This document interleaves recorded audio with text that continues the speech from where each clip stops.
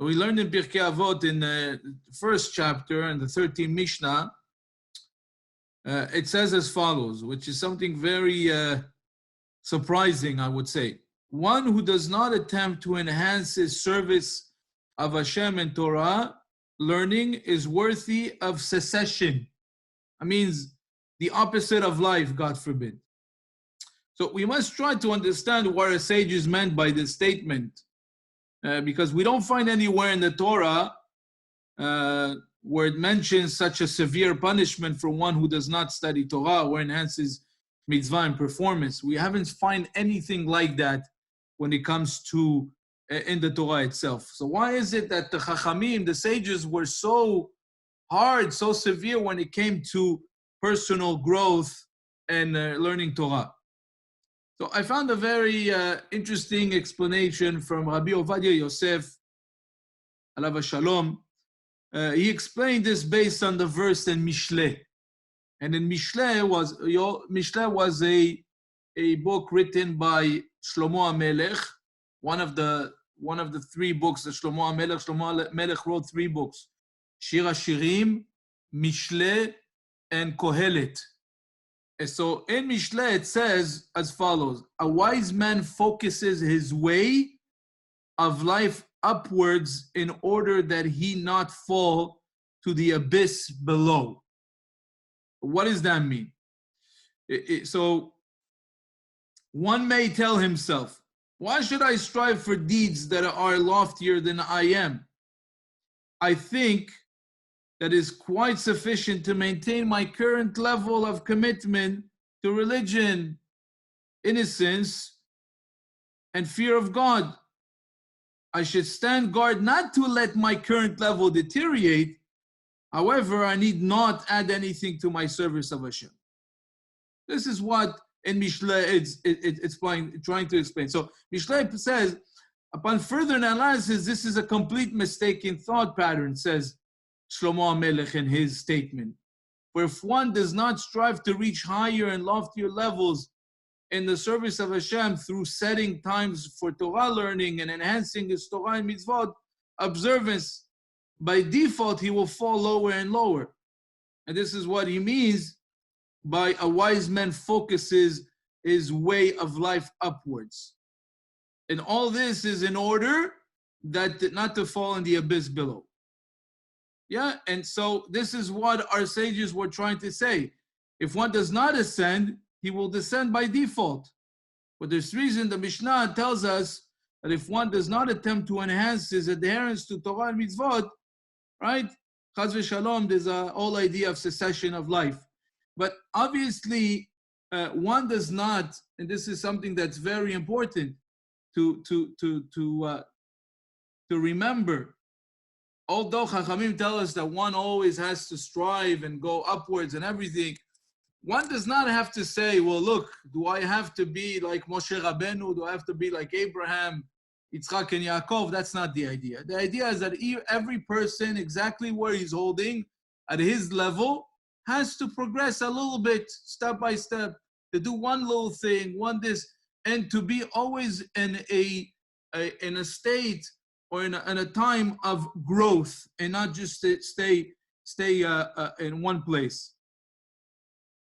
I heard a story, he says, from the Rosh Yeshiva of Porat Yosef. You know, one of the oldest Sephardic yeshiva to this day in Eretz Israel. There's a yeshiva of Porat Yosef. It's the yeshiva, I don't know if you've ever noticed it, right in front of the Kotel. When you go to Jerusalem, right in front of the Kotel, there's probably the oldest yeshiva in Israel, and it's a Sephardic yeshiva. It's called Porat Yosef. There was a big Chacham there that was called Rabbi Ezra Atiyah. And he says an incident, he was Syrian, and he recounts an incident that it once occurred in Aleppo, in Syria. It was a story of a God-fearing man named Rabbi Aaron. Every day he would set aside time to learn Torah, beginning with an in-depth study of Chok Israel, while trying to understand the words of the Mishnah, the Gemara, the Zohar, to the best of his ability. He was a He was a businessman. He was not a rabbi. He was nothing like a huge person. He was a learned person. He set time to learn every day. Following this, he would begin his intensive study of Shulchan Aruch after the Chok Israel. By the time he had concluded his daily learning schedule, the hour was late, and he would eat some bread for breakfast, recite Birkat Hamazon, and head for his office in the center of town.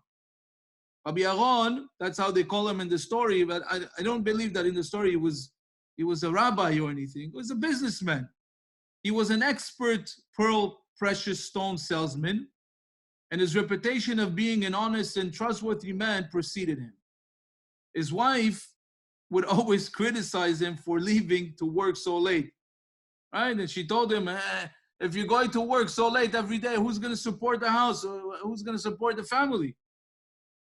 He would reply every time his wife would tell him that he trusted in Hashem, that in the merit of his Torah learning, Hashem would provide for them abundantly and easily. Once, he says, as he was about to open his office, he noticed an Arab from the city of Hebron sitting next to his store. He asked this man what he wanted, and the latter replied that he should first open his office, only after which he would reveal what he needed. Once he opened his office, the Arab strode in after him and removed his turban, in which several other turbans were wrapped around, right? One inside the other. Between the two turbans, he pulled out a precious pearl and he showed it to Aaron and asked him how much he thought it was worth.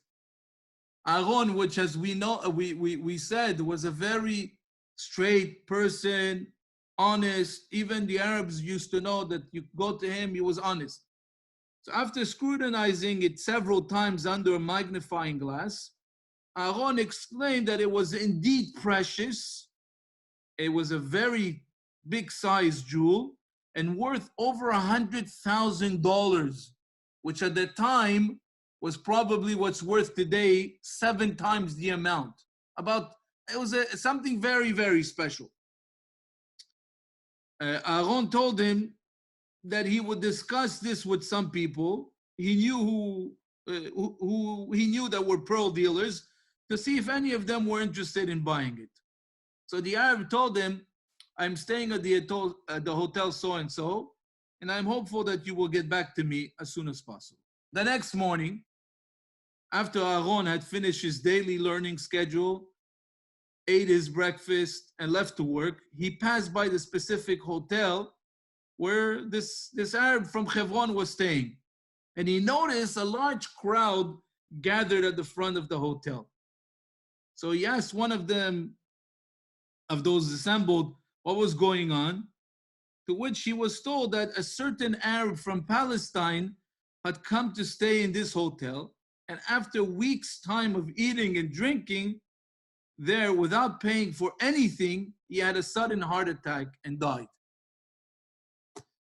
The hotel owner filed a report with the police, and the police chief was now here auctioning off this deceased man's belongings to offset his debt. Aaron stood there in wonderment to see if Hashem had succeeded his path or not, if Hashem was blessed him. What's going on here? So the police chief began selling the Arab's clothing and other belongings. And when he reached the man's turban, Aaron bid 10 bishlik, a small coin, $10 for the turban. Another man bid 15, and Rabbi Aaron then raised the bid to 18 bishlik. At this point, no one bid any higher, and the police chief announced, once, going twice, going 3 times, sold. Aaron paid the price and took the turban to his office. Upon unraveling the turban, he found a precious pearl inside. Eventually, he sold it and became a very wealthy person. And this is what the Gaon, Rabbi Aaron Elazar Atiyah said. This is what our sages meant by saying that the one eats the fruits of the merit of his Torah learning in this world, and the principal reward stays complete for his collection in the world to come. Azakim ubuchim.